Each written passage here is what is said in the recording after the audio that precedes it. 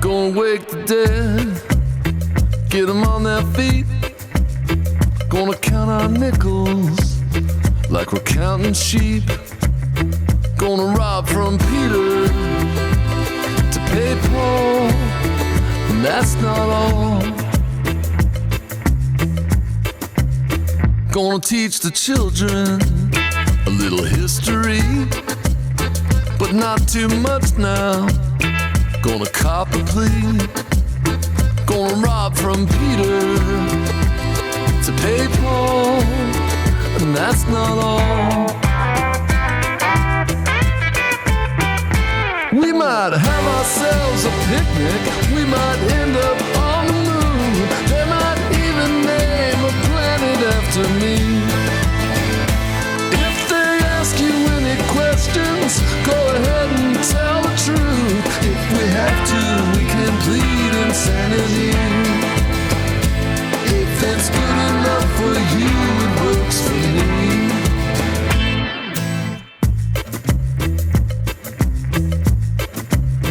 Gonna wake the dead, get them on their feet. Gonna form an army, gonna plant a tree. Gonna rob from Peter to pay Paul, yeah, that's not all. We might have ourselves a picnic. We might end up on the moon. They might even make a model out of me. And if they ask you any questions, go ahead and tell the truth. If we have to, we can plead insanity.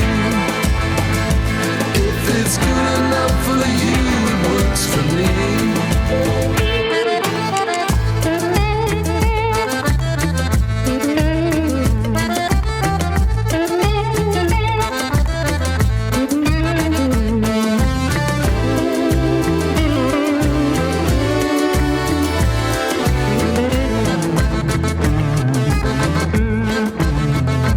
We might have ourselves a picnic. We might end up on the moon. We might even give ourselves the third degree. And if they ask you any questions, go ahead and tell the truth. If we have to, we can plead insanity. If it's good enough for you, it works for me.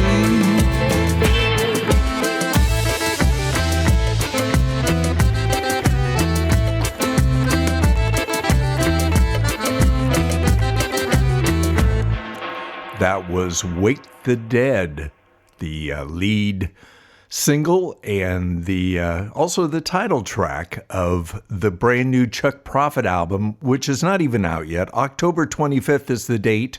That's his collaboration with Quien, cumbia band out of Salinas, and from what I hear, I think it's absolutely fabulous. You've got the Russ Tolman Good Time Hour. I am the aforementioned Russ, and we're going to have a great time today. Speaking of Chuck, he's going to be a guest coming up on a future program. But today, we have the one and only Steve Wynn, who you know from the Dream Syndicate and such, and we're going to be talking about his new memoir, his new album, and kicking around a few Davis stories, so stay tuned for that. Right now, we got Bill Callahan and Smog. I had to leave the country.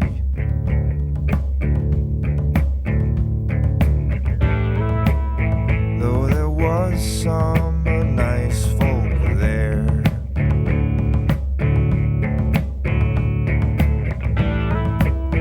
And now I don't know where I'm going.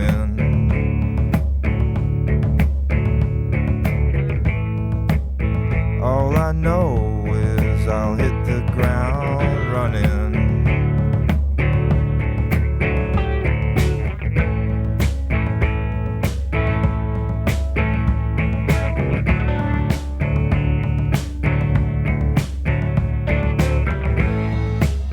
Bony cowboys and southern jam.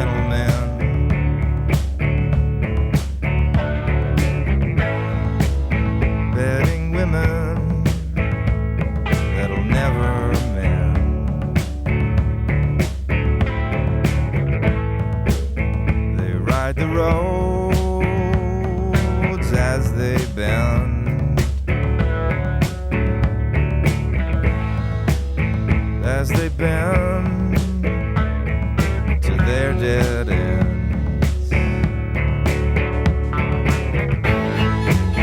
I had to leave the country.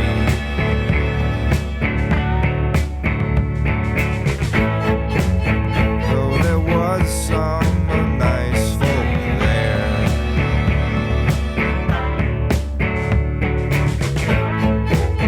And no, I don't know where I'm going.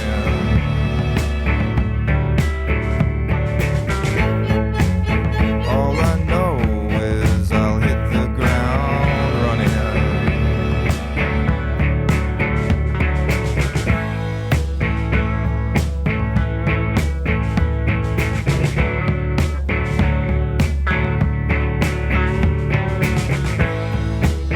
I was raised in a pit of snakes.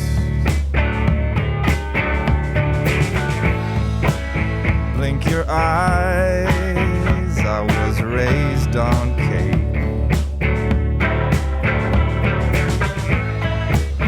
I couldn't memorize a century of slang or learn to tell the same story again and again and again. Oh,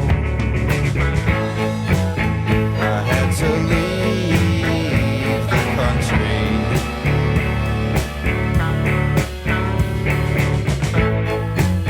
Though there was some nice folk there.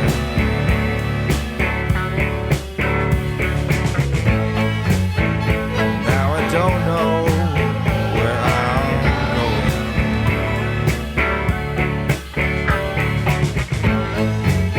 All I know is I'll hit the ground running.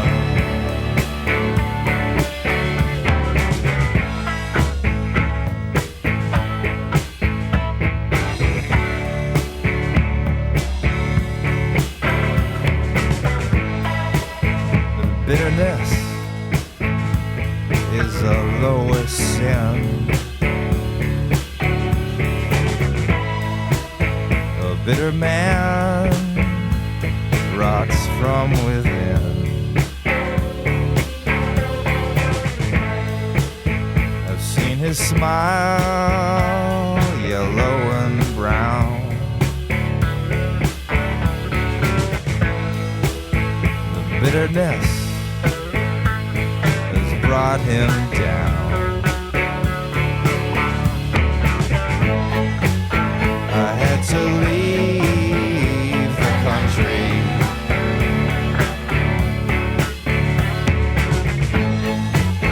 Though there was some nice folk there.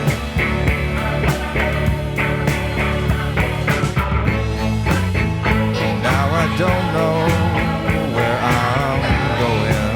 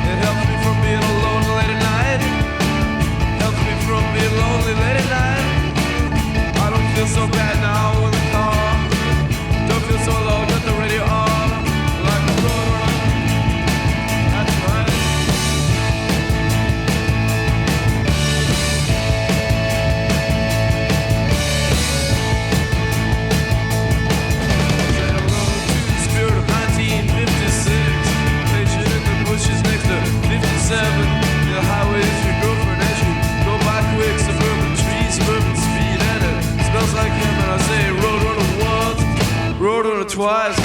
I'm in love with rock and roll, and I'll be out all night rolling. That's right.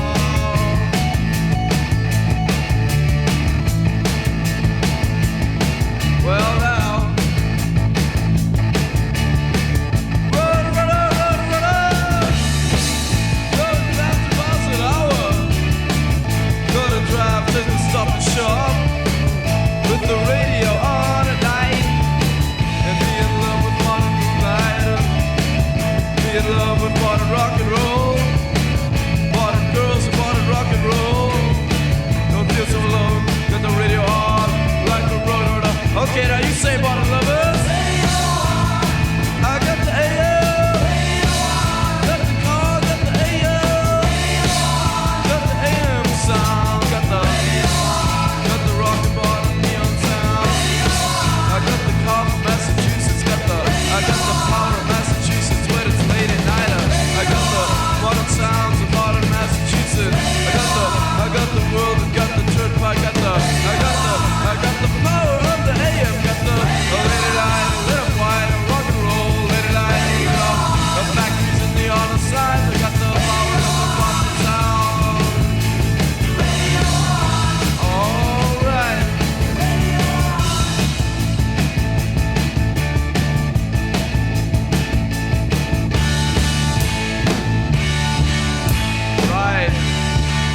Bye-bye. Bye, Jonathan. Bye-bye. Modern Lovers there from their one and only album on Berserkly Records. They were the direct link between the Velvet Underground and punk rock, and very influential. That song was also recorded by a number of people.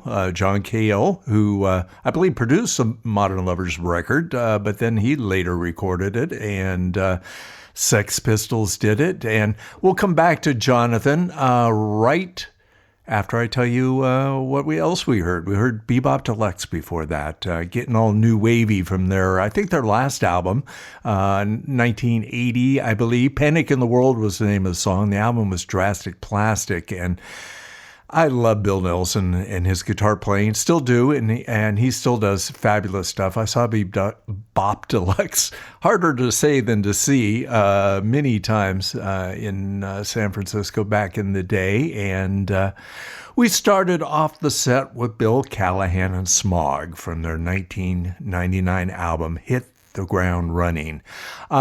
Jonathan and the Modern Lovers, let's talk about them more. There was actually only one Modern Lovers record, and then Jonathan used that name a lot, but it was not the Modern Lovers. Jerry Harrison, who went on to be in Talking Heads, he was a Modern Lover.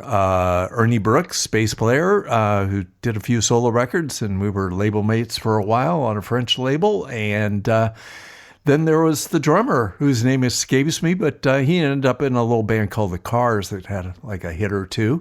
Jonathan has a long history with the Davis area. He used to live up in Grass Valley, and I saw him on the Quad in about 1980, he and his band, and the aforementioned John Cale played a solo show at the Palms when the Palms was in East Davis. I believe it's out in Winters now. Correct me if I'm wrong.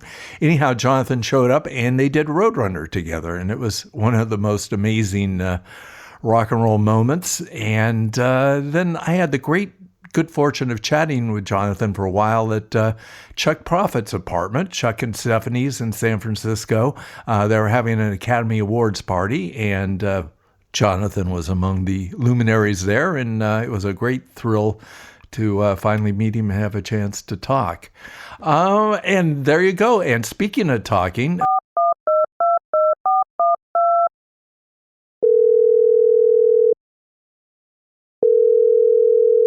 Well, welcome to the program. We have Steve Wynn, our very first guest here on the Good Time Hour. And you'll know Steve from the Dream Syndicate, from Baseball Project, from his many solo albums, from his Davis Band Suspects, and from his casino hotels in Las Vegas. Isn't that right, Steve?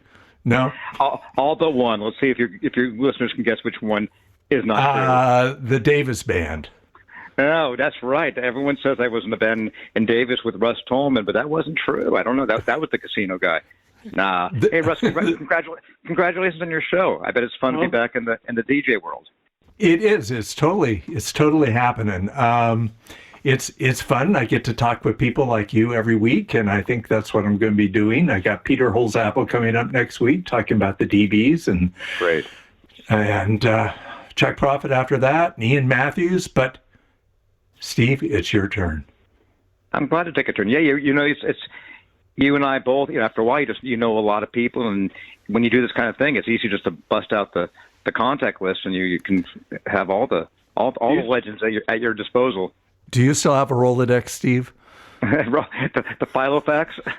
Yeah, exactly. That's something for the kids. Hey, so you have, not only do you have a new solo record, your first one in a few years, and you have a book, a memoir. Tell us more. Start with whatever one you'd like to, and tell us more.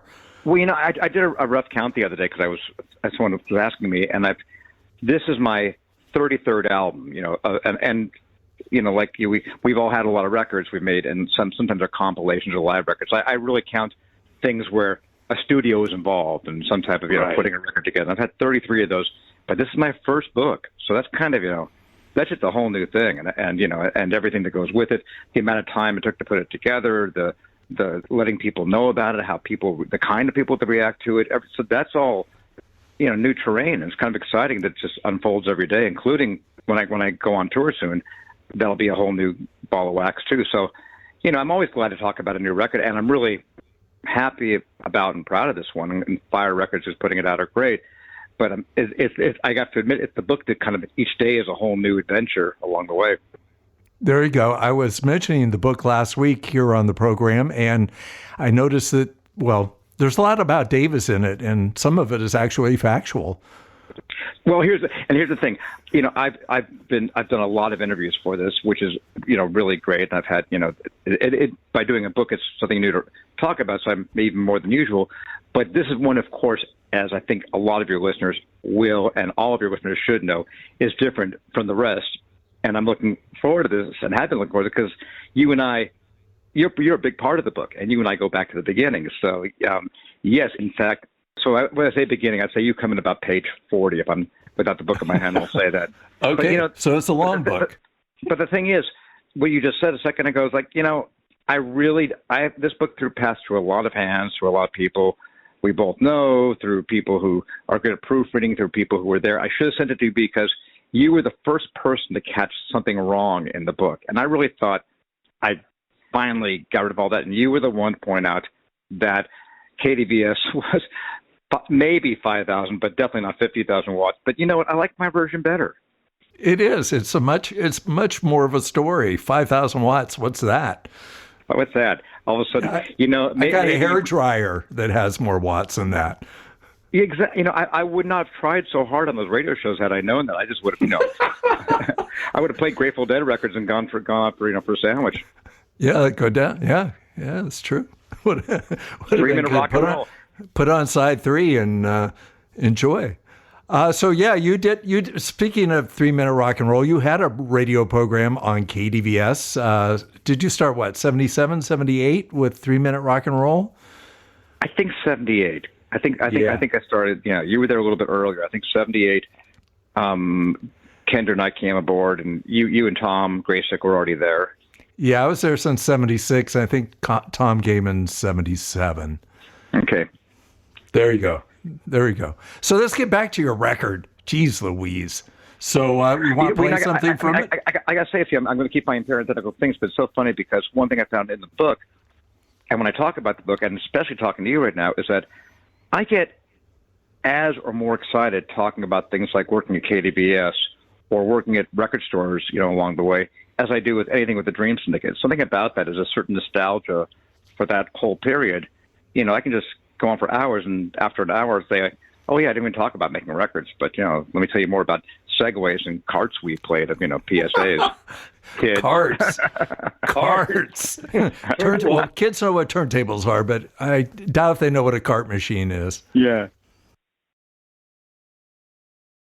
Oh yeah, the album. So I do have an album, and I'm excited about. Well, I think what I'd like to play now is Simpler Than the Rain, kind of a melancholic little country weeper that features Scott McCoy on bass and my wife Linda Pittman on drums, and Steve McCarthy on pedal steel, and Boston Red Sox organist Josh Cantor on some really beautiful Wurlitzer piano. So let's go with that one.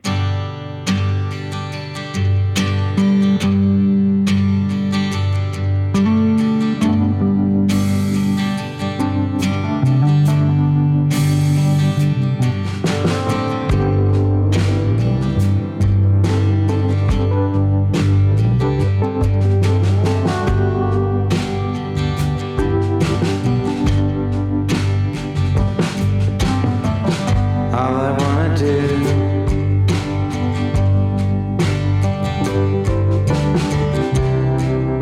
Start once more with you.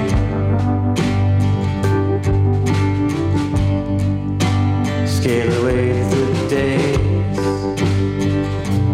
take away the pain.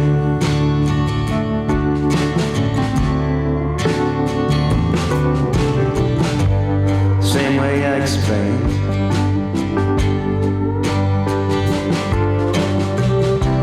Same way I couldn't remain. All the things that I couldn't change, they were slimmer than the rain. And the pain,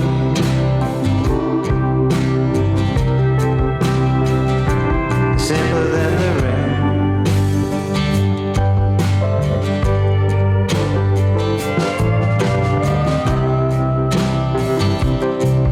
Till the floods come back once again.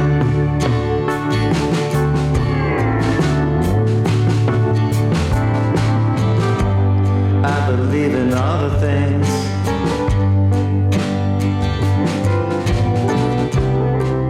that defy reality. Blame, then disdain. Simpler than the rain. I like that.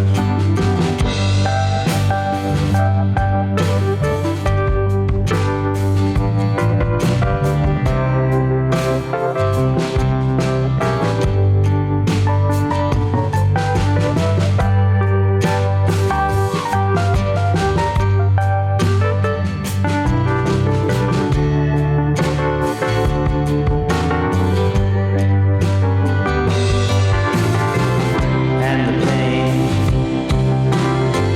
the pain is simpler than the rain.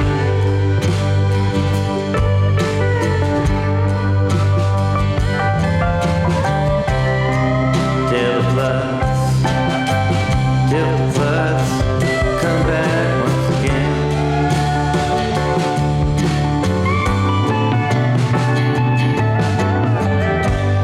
All I ever knew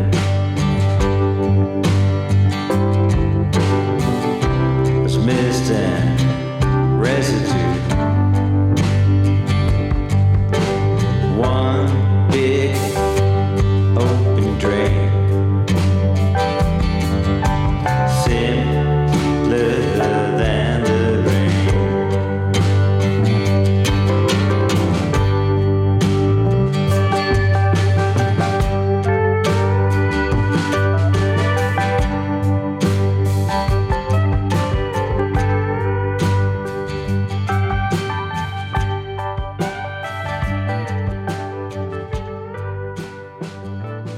Yeah, this is Steve Wynn, Russ Tolman's guest today, and that was Simpler Than the Rain from my new album, Make It Right. Oh, very nice. It sounds like you've done this before. Sounds like, well, I'll do a little plug here. I will plug another show on your show. That's probably bad form, but I'm doing my first radio show in eons on September 4th on WFMU at noon East Coast time on the Evan Funk Davies Show, and I'm really excited about that. So you and I are getting back into the old game. That's good. Does that stream for us folks that are not within earshot of WFMU? Yeah, WFMU.org, which is a great station. Then you can stream that anytime, and also they archive all the shows, so it'll be hanging around. Awesome. On Evan's. I guess look up Evan Funk Davies playlist, and it'll be hanging around there forever and ever. I noticed that you're going on quite an extensive tour that includes the book and the record and stories. And what's up with that thing? What's up with that thing, indeed? I think of about 100 shows between now and next May, all over the place. Starting with 9 in the UK next month, starting September 16th in Oxford, and then coming back here for a 20-city U.S. tour on the east part of the country. And then starting in the new year, everywhere else, West Coast, all across Europe. straight through till early May. So, and there's going to be, I'm still putting it together. To be honest, it's probably going to evolve night to night, but I'm seeing it as kind of a little bit of reading from the book, very little, because I find that's not always the most exciting. But a little bit of reading, a lot of stories that tie into the book, but also the songs I'll be playing, and the music I'm going to do on the tour is going to be almost entirely limited to the period in the book. So it will cover not just because the book goes from the day I was born in L.A. in 1960 to when the Dream Syndicate breaks up in '88, and that's where it stops. So it'll be music from that period, including there's going to be a Suspect song in the set list. There's even going to be a song I wrote when I was 9 years old in the set list. It's going to really, wow. It's going to cover a bunch of different things that tie into the whole story I'm telling there. Is that the Mac Davis Gonna Get It Published song? It is indeed, as I say in the book. It's a song. The first song I wrote, "Sing My Blues," when I was 9 years old. I was at a party in L.A. because my sister was tight with Mac Davis, and I won't even tell the whole story now. But it's on the book. And I was at a party that my sister put together, and Mac was there. And I said, 9-year-old brash kid said, "Mac, I want to play you my song." And he said, "That's a great song. I'm going to get that published, booger." And he didn't, but I did. Well, there we go. See? And again, it's quite a story, but I'm not going to say why or how this is, but my sister is literally the first person to ever hear the song in the ghetto. And that's pretty... I read that. I won't give it away either. You were just in L.A. doing a show for Wild Honey Foundation. Tell me more about that. Oh yeah, I wish you could have been there. That was a fun. You would have known everybody there. It was the whole gang. It was a lot of fun. Paul Rock of the Wild Honey Foundation it's what he does. For autism and his own son who suffers greatly from it, but has also overcome it with writing a symphony and all kinds of things. Paul has done fantastic work raising money, raising awareness, and he does the big shows at the Alex Theater, tributes to the Kinks and Beach Boys and things like that raises money. And then he also does these shows in his backyard, which in Eagle Rock, which he has turned into a real proper... Have you been to any of those shows? Yeah, I saw you last time you were there with the That's right, you the saw band them last with the quintet. Yeah. Yeah. So I mean, it's like going to the Greek theater, except for a slightly smaller scale. It is kind of the amphitheater seating and the stage and the hills in the background. So it's the 100-seat version of the Greek theater. There you go. But it was fun. It was really great. I got to, it was not really.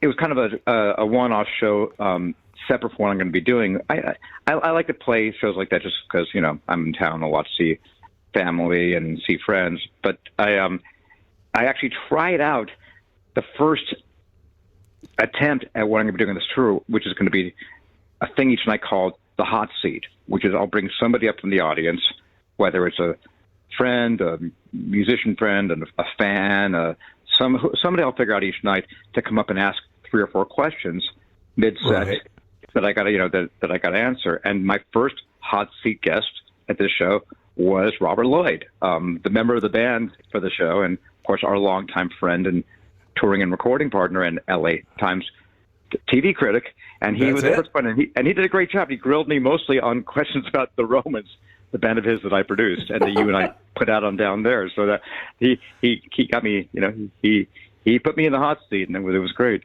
How'd you do? I think I did okay. Oh, good.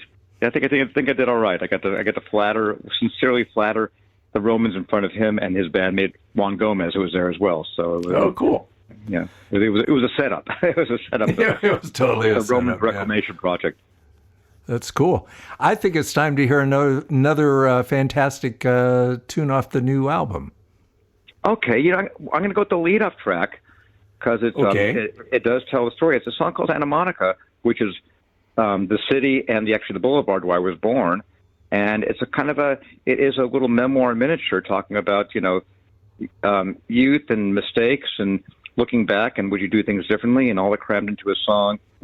And once again, it's got Linda on drums and Eric Roscoe-Amble on guitar and Vicki Peterson, John Cowsill on these really groovy backing vocals. So it's once more a lot of friends stopping by to make it sound all sweet to lead off the album.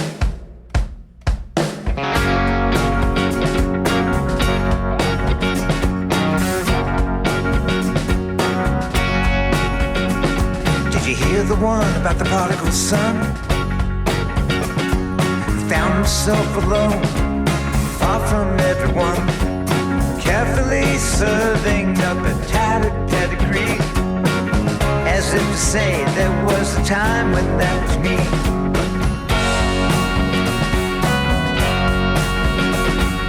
First flush of a mutual attraction. When you're young, that spark quickly turns to action. Came together like a pact, built to last so long ago. Flickering in the past then, driving down on the PCH, headphones on and I'm feeling great. Radio tells a story as we go. Soundtrack from another time, faded words and busted rhymes, the things we left behind in Santa Monica. The mission and the missive turns to other things, caustic words and jest, and sad eternal stings, stirring up a pot of bitter residue. I wouldn't say it if it wasn't true. Driving down on the PCH, I'm wide and tired and it's getting late. Expiration date is so far behind. Ghost above the clouds, navigating all my doubts. The things we left behind in Santa Monica. Yeah.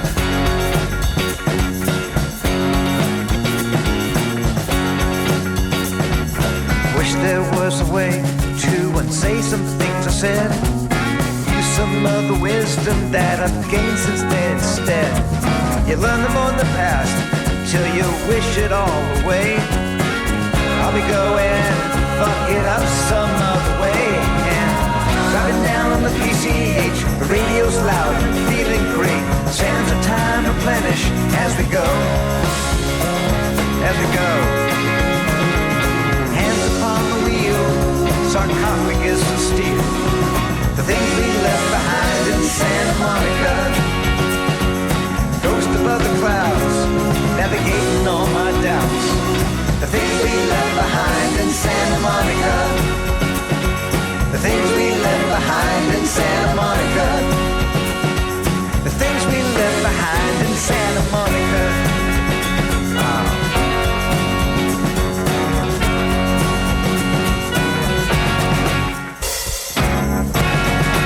All right, that was Santa Monica, the lead-up track from my new album, Make It Right. I'm Steve Wynn, here with Russ Tolman, and a couple old Davis DJs having at it on the airways.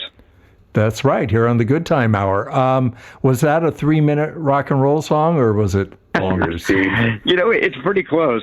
Isn't it funny? I find it kind of ironic that my show and my stance back in those days of being a DJ at KDBS was 3-minute rock and roll when I ended up forming a band, the Dream Syndicate, that rarely played anything under 15 minutes. That's right. There you go. Well, we all change. We all change. So I have to put you in the hot seat and ask you to tell us a Davis story. Oh, well, of course, you and I have about a zillion of them, and the book has a bunch, but I'm going to go with a later story, because this is kind of fun, and you know, of course, you and I played so many shows together in Davis, and, you know, including one of my favorites, which was the Suspects reunion show in '82. And we kind of got back together and played the coffee house, and kind of, you know, I think we were a fine little band, learning on the fly, you know, our little training wheels band. But when we came back to that reunion show, we just kind of vaulted to a different level that kind of, you know, foretold or reflected what you and I were doing in the Dream Syndicate and True West. So I was really happy with that show. But that was the last show I played in Davis for a long time. And I finally came back. If I'm not mistaken, I don't think I played again for a while. The next show I played in Davis after '82 was years later, 2006. I came to town with my band, the Miracle Three. I'm with Jason Victor and Linda and Dave DeCastro, and we played you're there. Not many other people were. I'll say that much. But so we went on KDBS and did an interview. But it was at the G Street Pub. Is that right? Am I getting that right? Yeah, I think that's what it's called. Anyway, you know, I'm there at soundcheck, just talking to maybe to the sound man. I think to the sound man there, And just, of course I get, thinking about things in the old days and this and that. And I'm talking to them saying, well, back when I was here, man, just down the street, there was this great place called the Antique Bazaar where you'd always hang out. And, man, they had a band there that I used to just love going to see all the time, great cover band. Called, you probably don't know them, but they're Cold Shot. And the guy said, oh, they're playing across the street tonight. I remember that. God. And sure enough, I was playing opposite Cold Shot, and so I couldn't see them. After the show, I ran over there and said hi to Richard Rubino and said, sorry, I had missed your set. I was working. I was your competition. But it just, it's nice, kind of a continuity. And, of course, you remember they were at that time a band you could go see playing all those great 60s songs that were not necessarily in fashion. But we were all digging them. They were fantastic. And at your show was Gary Salin, who I understand still does radio on KDVS. So some things don't change. Is that right? I believe. Wow. I believe that's true. I wouldn't say it if it wasn't true. That's right. On 50,000 watts of power. That's right.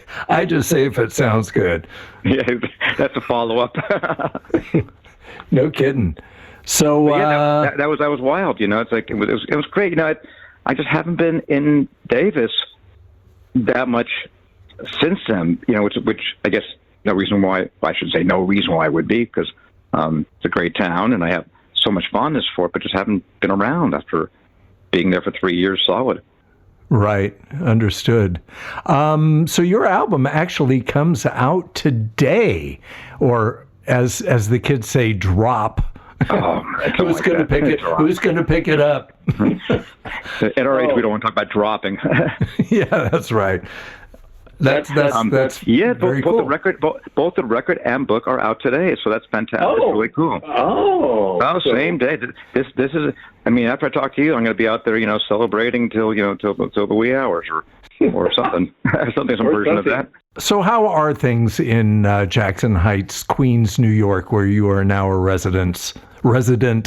Yeah, 12 years now. In fact, you came by to visit us just a few months after we moved here, I believe, which we just moved in. Yeah, and it's great. I've been living here. Linda moved here in 2012, and we just love it here. It's just a lively area. It's funny. Our mutual friend Pat Thomas, once I moved here, said something like, "Oh, I hear you moved to the boonies, or you moved to the burbs." That's right. Is it the burbs? Is that Pat? Come out here, you'll see anything but the burbs. And really, Jackson Heights. In fact, there's a song on the album called Roosevelt Avenue, the final song, which is about the main drag down the street from me, where you and I had dinner. And it's Times Square. It's the Times Square that Times Square isn't anymore. It's 24 hours of wild times, and all kinds of debauchery and fun and liveliness and mystery like New York hasn't been for a while. So it's a great place to live. I like it here a lot, and I'm three subway stops in the city, but also a quick 5 minutes from LaGuardia Airport when I need to get out of town to play a show. So there you go. Well, I like it, and most important, it's a short walk to Citi Field, so I can go see the Mets. And try to win ball games. What do you know? So, and didn't back in the day Les Paul live across the street from you, or from where you live now? And I always love when people. I think I didn't do it when I saw you last, but when people come, I love taking people to not quite across the street, just a block over, and then across the street, close enough. Okay. Where Les Paul lived in the 30s, and he invented sound recording, multi-track, I know that. whatever you call it, right here in Jackson Heights. And he did it first. He did it first in this apartment building on 81st and Roosevelt, going from tape recorder to tape recorder, apparently having to scrap takes and even what he was working on because a plane would fly over out of LaGuardia, which was a new airport then.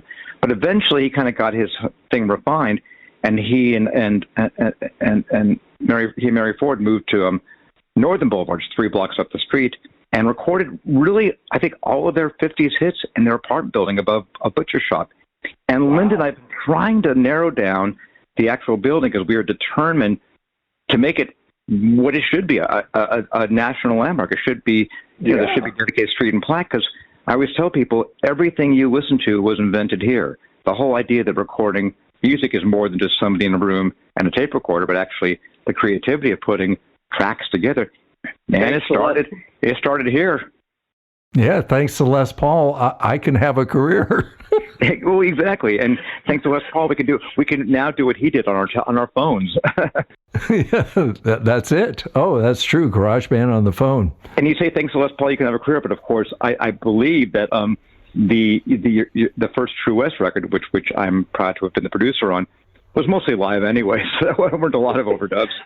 Yeah, that's true. You were overdubbed. Yeah, you were anyway. Yeah. Yeah, we can now reveal that you were the guitar solo on Lucifer Sam, and that was an overdub, as I recall. I forgot that. I would have totally forgotten how you're. Okay, I'll take it. And you had an amusing story about when you bought your apartment that has a little, I think, interest. Can you tell us that one? Oh yeah, this is great. This is so funny and very appropriate for the show and for the locale. So Linda and I moved to our neighborhood, Jackson Heights, not just because we liked the area, because we didn't really know it that much then, but let's face it, we didn't have. We wanted to buy a place to live, and we really couldn't afford Manhattan or Brooklyn. When Queens, I hear that's a place to go, so we did. And we've never owned a place. I've never, I'm still renting an apartment just like I did on Anderson Avenue. I had to think on that for a second. Still renting places. So we're going to buy a place, and we're thinking, well, how does that work? You got to find a place. And I hear you got to go to a meeting with the co-op board. The co-ops here in New York, more than condos elsewhere. And right. Okay, better bone up on that. And we start reading, okay, dress like this, better, you dress, wear your finest clothes, and don't give up too information, say just enough. I mean, we're studying for weeks about the right way so we can get approved by our board. We walk into our co-op board meeting. What a funny thing to say. I feel so grown up. But we walk into the co-op board meeting, and there's and the head of the co-op board answers the door wearing shorts, a t-shirt, and flip-flops. So okay, I guess that was not necessary. Our fancy clothes was not necessary. We walk in. In fact, the first thing he said was, "Oh, you guys got dressed up." So anyway, we're overdressed, but we're still trying to be like on our best behavior. We're like, okay, we're going to say the right thing. Linda, don't tell them you're a drummer, and if they somehow know, tell them you never drum at home. All those things. So we sit down at the table with these 8 people, and right away, the person at the head of the table says, "Okay, I've got to." Looks at me and says, "Okay, I've got a confession to make." I'm thinking, the way the person said it, I'm thinking they're going to say, "I know your band. I'm a fan of the Dream Syndicate or something," because I could tell something was coming, and probably I saw you guys at blah, blah, blah. No, the person says, "I'm from Davis, and I used to listen to your radio show all the time." Like, oh my God, that never thought that would be, and it's a turnout. That is just so weird. So weird. And not even weirder, in a building, our building has 10 units or whatever. 3 of the units at the time were people who had either grown up in or went to school in Davis, out of 10. Wow. We meet our neighbor on our floor for the first time, go to his apartment. He says, "Oh, great to meet you. What's Kendra up to these days?" Referring to Kendra Smith of our band Suspects. It was bizarre. But yeah, I'm a fan of the Dream Syndicate or the Baseball Project, or I saw you play last week at the Bowery Electric, whatever. No, I used to listen to your 3-minute rock and roll on KDBS every week. What are the odds of that? There we go. Hey, so we're running up against the clock here. No. So, yeah, I know. I only have an hour show, so I actually have to play some other kind of music besides Steve music. But, yeah, I understand that. Okay, it's been fun. I wish we will do it again, but I wish it could have been longer and have fun out on the road. Oh, thanks. We'll do it in person next time. Okay. Bring a tape recorder.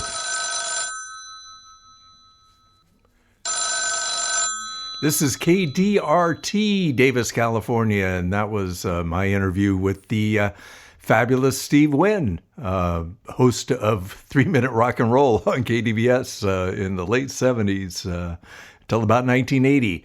And next week, our guest is going to be Peter Holzapfel, and we'll be talking about the DBs and their reissues and tour and a book about his other band, the Continental Drifters, all kinds of great stuff.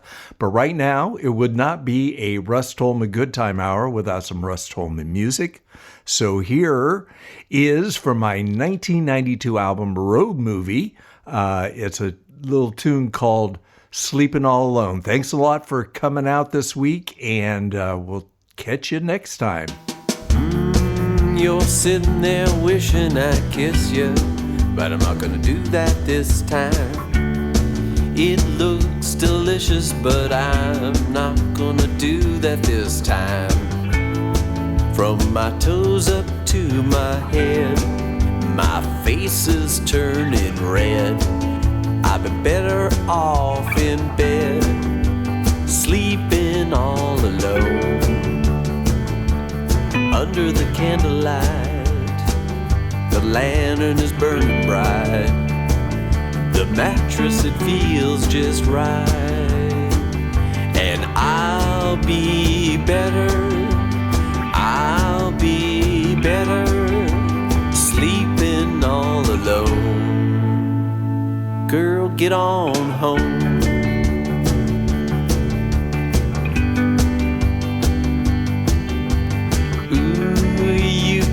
Getting closer, wondering when I'm gonna make my move. I hope you won't be disappointed if I get up and go to my room.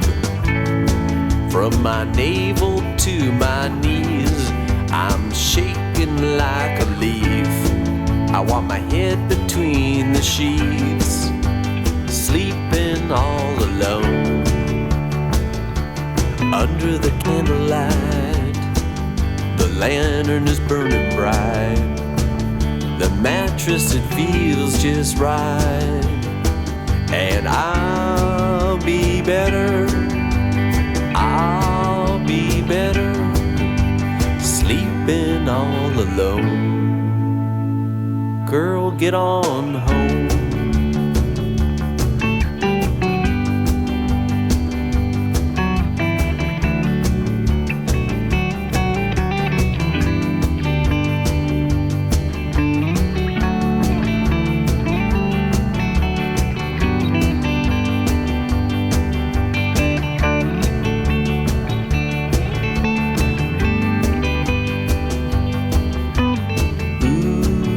Sitting there wishing I'd kiss you, but I'm not gonna do that this time.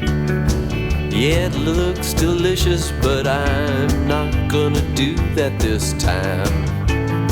From my toes up to my head, my face is turning red. I'd be better off in bed, sleeping all alone.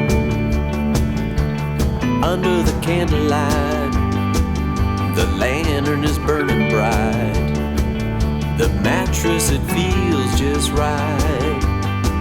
And I'll be better, I'll be better, sleeping all alone. Girl, get on home.